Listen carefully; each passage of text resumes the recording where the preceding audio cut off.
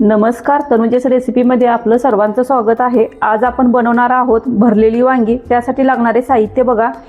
मी 9 वांगी घेतलेली आहेत, 2 टोमॅटो, लसूण पाकळ्या, भाजलेले शेंगदाणे, तिखट मसाला, मोहरी, तेल, कोथिंबीर आणि कढीपत्ता। सर्वप्रथम आपण वांगी कट करून घेऊ। शेंगदाणे बारीक करून घेऊया, टोमॅटो कट करून घेऊ। अशा पद्धतीने वांगी कट करून घेतलेले आहेत। टोमॅटो कट करून घेतलेला आहे, लसूण चिचून घेतलेला आहे। सर्वप्रथम आपण आता वांगी तेलामध्ये चांगले अशी भाजून घेऊ। पॅन गरम झालेला आहे, आपण आता तेल टाकून वांगी छान अशी भाजून घेऊ।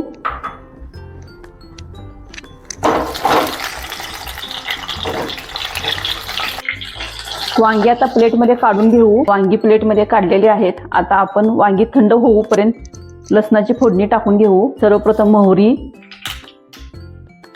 कढीपत्ता, टोमॅटो, लसूण हे छान मऊ होईपर्यंत त्याला भाजून घेऊ। वांगी भरण्यासाठी आपण आता सारण तयार करून घेऊ।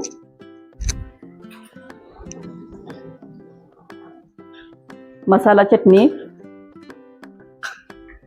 चवीनुसार मीठ।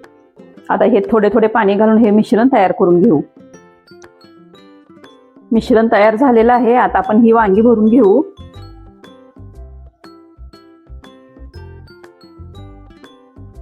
अशा पद्धतीने सर्व वांगी भरून घेऊ।